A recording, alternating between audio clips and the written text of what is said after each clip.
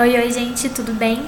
Hoje nós vamos começar a meta 3, falando um pouquinho sobre a revolução científica na genética e algumas aplicações da biotecnologia. Esse conteúdo está no módulo 10, capítulo 29, tá bom? Vamos lá. Bom, desde que o ser humano começou a criar algumas técnicas para agricultura, para manejo dos animais, isso há muito tempo atrás, ele começou a perceber que alguns cruzamentos genéticos entre alguns tipos de animais ou que determinadas linhagens de planta eram mais interessantes para ele do que outras. Então, de uma maneira totalmente empírica, baseado em acertos e erros e também na observação, é que o homem começou a perceber que manipulando um pouquinho esses cruzamentos, poderia obter um resultado melhor para sua criação, para sua plantação e assim por diante. Nós conhecemos hoje isso como melhoramento genético, ou seja, o homem consegue classificar ali alguns animais, as plantas, enfim, e fazer com que eles cruzem entre si e gerem resultados que são mais vantajosos, mais interessantes para nós. Com isso, surgiu uma grande polêmica, porque depois de manipular geneticamente o indivíduo, ele já não é mais natural, ele já não está mais como na natureza, como ele estava na natureza. E as pessoas que conseguiam realizar esse melhoramento genético queriam a concessão de patentes. O que é uma patente? É o poder que a pessoa tem sobre aquilo que ela criou. E aí começou uma grande discussão. Por quê? Isso parecia para algumas pessoas um abuso, já que a natureza pertence a todos e que criar uma nova linhagem, um melhoramento genético, seria uma coisa abusiva, que ninguém seria dono da natureza. Bom, em 1930, a Suprema Corte dos Estados Unidos autorizou algumas patentes, principalmente sobre as plantas, mas aqui no Brasil isso até hoje é um pouco mais restrito. Então só podem ser patenteados os melhoramentos genéticos em micro-organismos, beleza? Coloquei ali para vocês um exemplo de melhoramento genético na carne suína.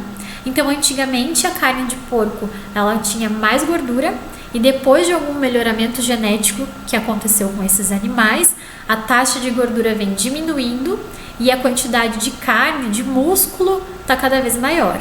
Isso garante que o fabricante, que é aquela pessoa que vai industrializar depois essa carne, enfim, consiga ter mais lucro, nesse tipo de produto. Então vamos lá.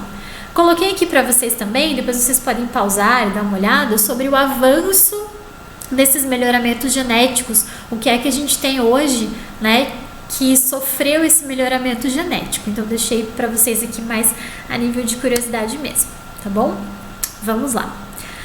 Os primeiros organismos geneticamente modificados. Bom, então vamos falar um pouquinho da origem, de como é que esses organismos se modificaram geneticamente. Bom, primeiro a gente tem que falar um pouquinho sobre os plasmídios. Os plasmídios são materiais genéticos, DNA, na verdade, que estão no conteúdo extragenoma das bactérias. Ou seja, eles não fazem parte propriamente do material genético das bactérias, mas eles estão ali. E eles podem conter genes, e esses genes abrangem ali as características, certo? Já falamos sobre isso. Bom, esses plasmídios podem ser transferidos para outras bactérias por 3 formas diferentes: transformação, conjugação e transdução. Então eu coloquei para vocês aqui um desenho, uma célula bacteriana, o DNA da bactéria é circular e além do seu DNA, ela tem aqui o plasmídio, certo? Que também é um DNA, que contém genes, que contém informação genética também, certo? Vamos falar um pouquinho então da transformação. O que é que acontece aqui? Bactérias são modificadas geneticamente por absorver os plasmídios do meio. Que meio? Do meio ambiente, do ambiente ali em que essa bactéria está. Então, se por acaso uma bactéria morrer, esse plasmídio pode ficar ali disponível no ambiente, livre no ambiente, E uma bactéria pode fazer a absorção desse plasmídio. Absorvendo esse material genético, esse material genético que naturalmente não pertencia a ela começa a fazer parte do seu próprio DNA, como está mostrando aqui na imagem. Ele começa a se incorporar no DNA da bactéria. A partir daí, a gente já tem uma modificação, a gente já tem uma alteração genética, né? Uma modificação genética, porque naturalmente essa bactéria teria um material genético, teria um DNA, e ela absorveu um outro DNA de outra bactéria. Como é que acontece essa absorção? A membrana plasmática pode ser mais ou menos fluida, então em determinado momento ela pode sim permitir a entrada dessas substâncias, beleza? Dessa molécula, né? Na verdade. Vamos lá. Segundo, conjugação, essa é bem interessante. Uma bactéria doadora transfere o seu plasmídio para uma bactéria receptora. Para que aconteça esse transporte, é criada uma ponte chamada de ponte citoplasmática ou pilo sexual. O que vai acontecer então? As duas bactérias se aproximam e a membrana plasmática delas acaba criando ali uma ponte de ligação e o plasmídio de uma se projeta para outra bactéria, fazendo então com que essa bactéria receptora acabe tendo esse plasmídio, esse material genético da bactéria doadora. É uma troca, né? Na verdade uma doação, não uma troca. É uma doação de plasmídio de uma bactéria para outra, beleza? E por último, nós temos ali a transdução. Ela acontece por um bacteriófago.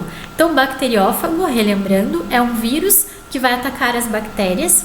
E esse bacteriófago pode encapsular material genético de uma bactéria hospedeira. Então, o que é que vai acontecer? Esse bacteriófago vai injetar ali o seu material genético dentro de uma bactéria, lembrando que a bactéria é maior, né, que um vírus, então o vírus ele é muito pequenininho, ele vai injetar o seu material genético nessa bactéria, esse material genético vai se fundir, ele vai se misturar com o material genético da bactéria, que vai começar a gerar várias cópias, até o momento em que essas cópias vão dar origem a vários vírus diferentes. Nós já conversamos sobre isso quando falamos um pouquinho sobre as características dos vírus, né? Como é que esses vírus conseguem se replicar dentro das células, beleza? Bom, uma descoberta muito interessante feita por esse senhor que eu coloquei ali para vocês a foto é que essas bactérias conseguem degradar o petróleo, por exemplo. Então, diferentes bactérias apresentam genes que originavam a síntese de enzimas. Nós já falamos sobre as enzimas, que são aquelas proteínas especiais capazes de degradar matéria orgânica, de degradar alguma molécula, de degradar açúcar, enfim. Nesse sentido, esse cientista descobriu que algumas bactérias possuíam enzimas e essas enzimas eram capazes de degradar o petróleo, que é uma coisa muito interessante do ponto de vista biotecnológico, né? Com isso, ele desenvolveu uma bactéria que não existia, ele criou essa bactéria que degrada o petróleo rapidamente, né? Mais rápido, transferindo o plasmídio com os genes de interesse de transformação, né? Pela transformação. Então, o que é que aconteceu? Era uma bactéria que naturalmente não fazia isso, mas ele conseguiu incorporar a enzima que degradava o petróleo nessa bactéria. Bom, no livro de vocês fala um pouquinho sobre a história dele e que ele detém a patente sobre essa bactéria. Por quê? Essa bactéria não existia na natureza, ela foi criada, ela foi totalmente modificada, né, geneticamente para executar essa função que é a degradação do petróleo. Galera, por enquanto é isso. Nós temos a segunda parte desse conteúdo que virá numa próxima aula. Gostaria muito que vocês realizassem a leitura desse conteúdo, grifarem o que vocês julgarem importante e, por favor, me enviarem as dúvidas de vocês aqui pelo Iônica. Eu estou à disposição, responderei o mais rápido possível, tá bom? Um beijo e até a próxima!